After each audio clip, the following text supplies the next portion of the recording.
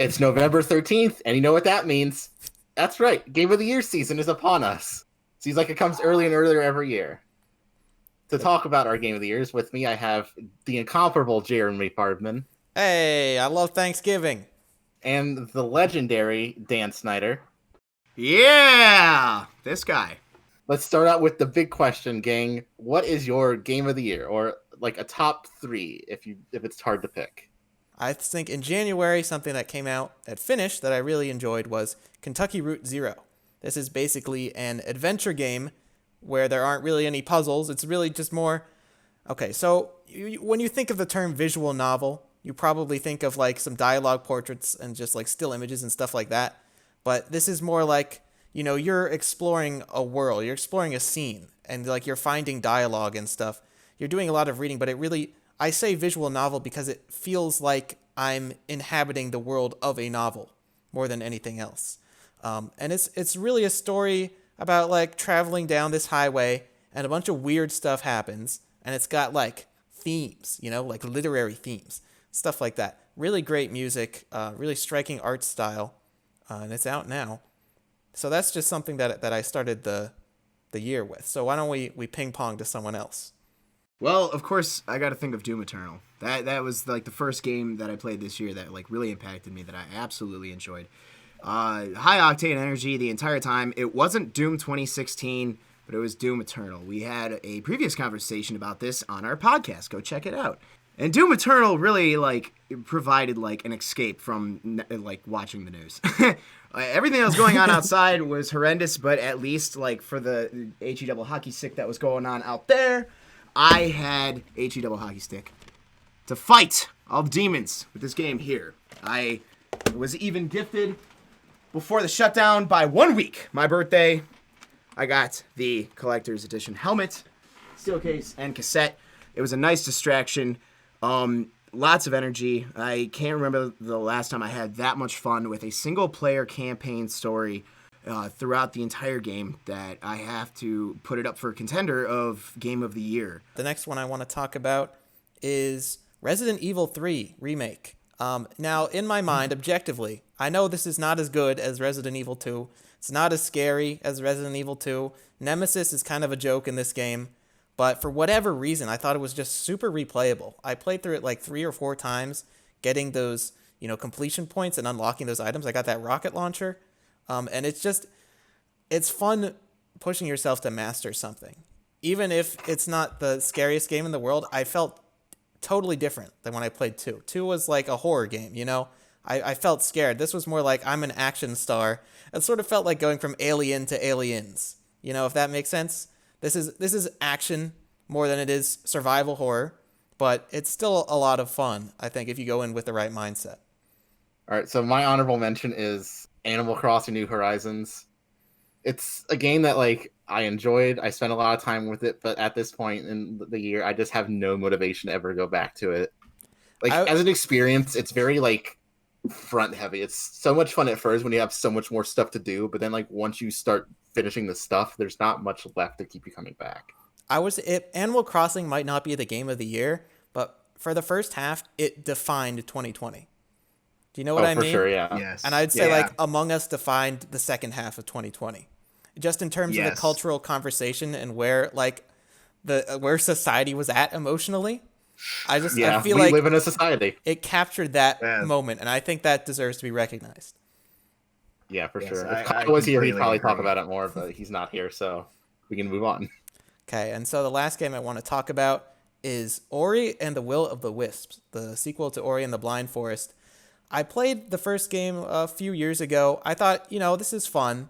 I'm just not a big fan of the genre. There were some like issues that I had with it, but the sequel pretty much just takes everything from the first game and just makes it better. Like the combat is more fun. There's actual boss fights this time. The game is simply gorgeous. Like every frame of this game could be your desktop wallpaper. It's that like artistic, and like no scene looks the same. And just all the new powers they give you, like in most Metroid games, like you get the double jump at the end, but this you get it in like the first 2 hours. So it's like, okay, the bar is set. I better see some crazy stuff, and it gives you a lot of fun, crazy stuff to do. The music, again, tremendous. Stories, very nice. A lot of cute animals and sad things happening to cute animals. So if that's your jam, definitely check it out. It's probably my favorite Metroid game that I've experienced. So my number one is Hades.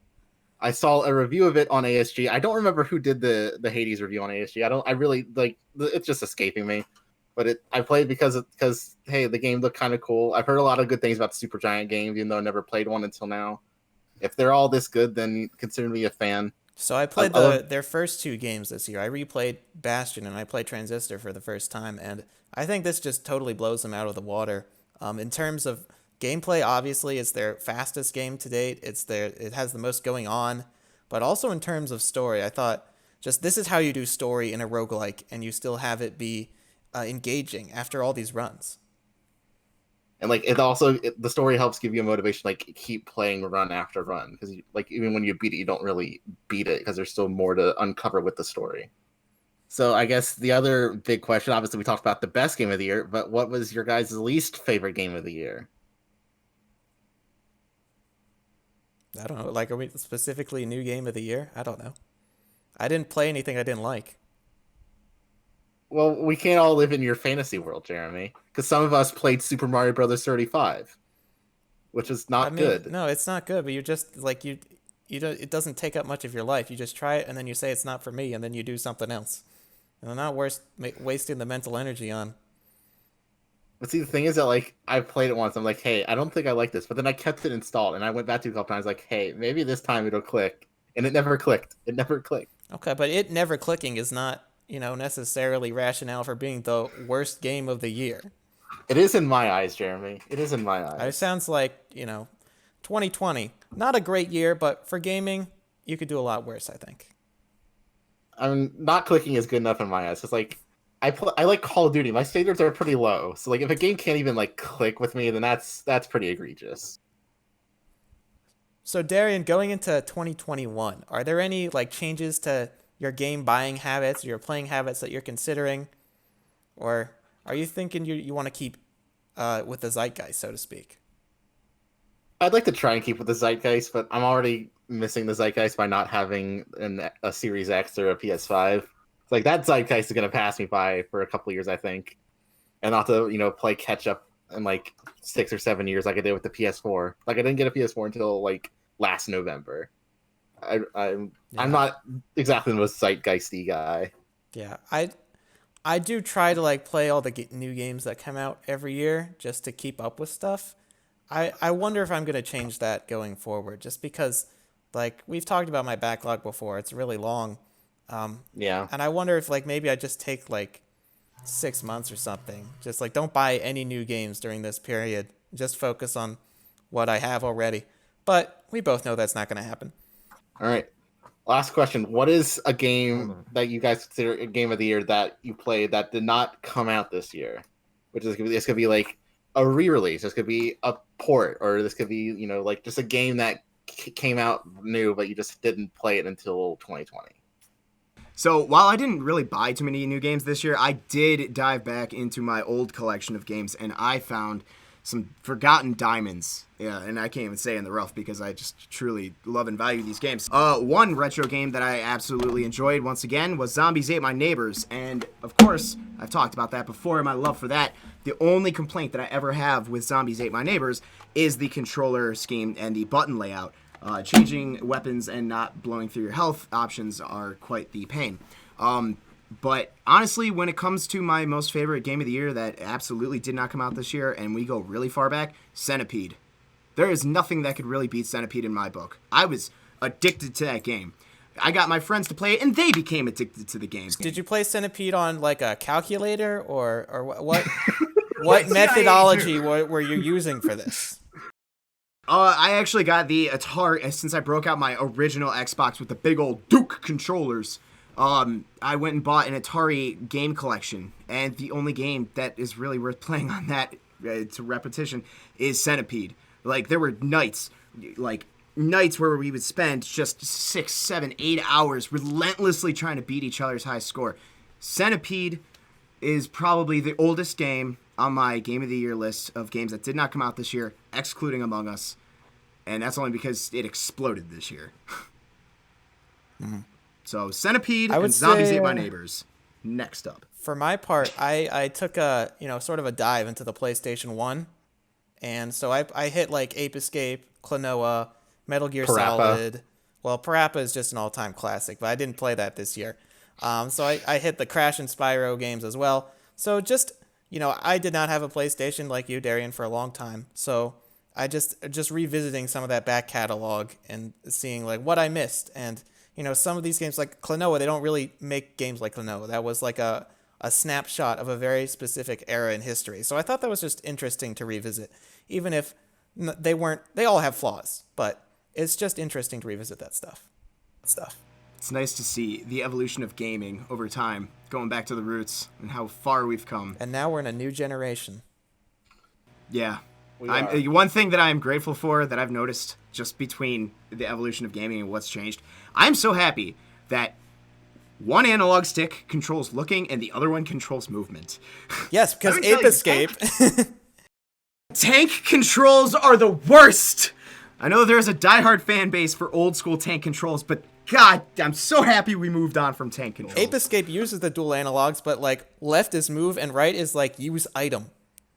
And like R1 is jump. And it's like, it's just, it was probably fine at the time. That was like the first dual analog game, but it was just weird, man. It was not natural at all. They were still figuring some stuff out. Yeah, like the 90s and early 2000s were kind of like a wasteland because everyone would just be like, oh, we're going to use whatever control scheme we want. But then like over time, genres started having like standardized controls.